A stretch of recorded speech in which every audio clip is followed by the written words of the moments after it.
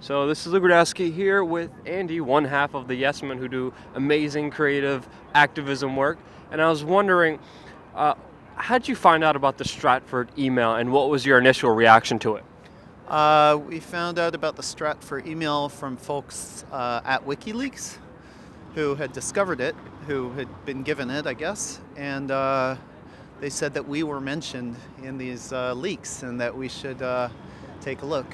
What did the leaks entail? Like, what was in there? In short, the leaks talked about our involvement in the Bhopal struggle, and starting with our appearance on the BBC in 2004, and basically describing everything we did around that issue over the next few years. So, I arranged a protest at the new school of students, and they covered that.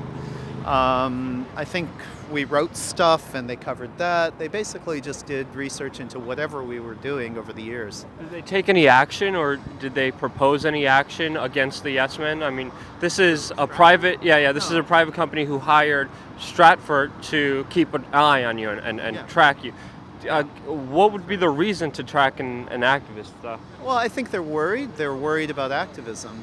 I mean, Dow was worried that something was going to happen and that we would do something else that would affect them. And I don't know what they would have done to stop us.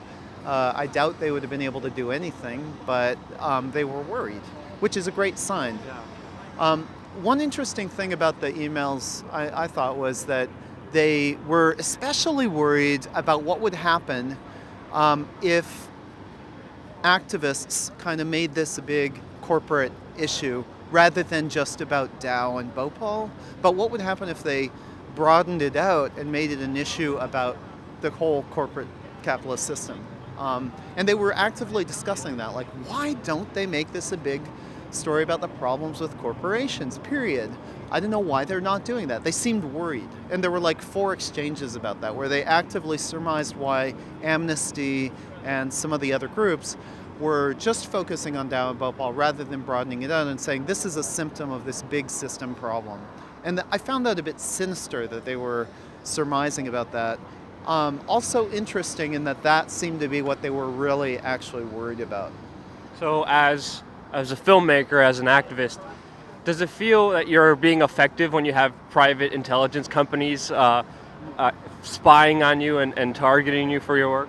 It's certainly flattering. I'd say it's more a testament to their stupidity than anything else, but it's flattering. Does it worry you?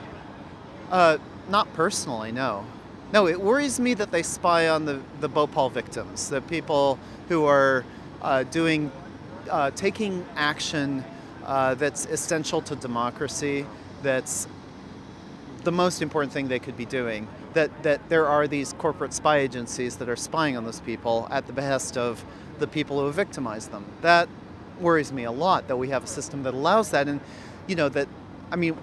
why are the people at Stratford not in jail? Yeah. Why aren't the people at Dow who hire Stratford to spy on their victims, why aren't they in jail? Yeah. I mean, this is it's totally egregious. And there was actually real wrongdoing exposed in these emails as well. It wasn't just Stratford spying on us in a really low grade, very poor way. It was actually, they were plotting to set up a kind of insider trading scheme with Goldman Sachs around information that they were releasing. They would bet on that information. Totally illegal. And why aren't they in jail? I don't know. It seems like a double standard when you have people like Bradley Manning and Julian Assange releasing information to the public, but then private corporations, even like Murdoch and now Stratford, spying on activists, not even getting a slap on the wrist.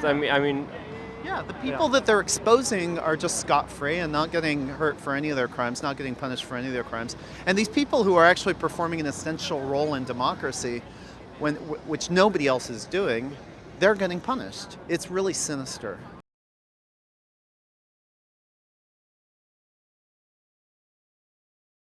What you have is a fairly substantial portion of the citizenry who is supportive of these policies, and therefore the controversies that were in the Bush years no longer exist. Yeah. Then my last question is, what words of advice would you give fellow independent journalists? Internet service providers, telecommunications companies are completely complicit in building up a system where large corporations and the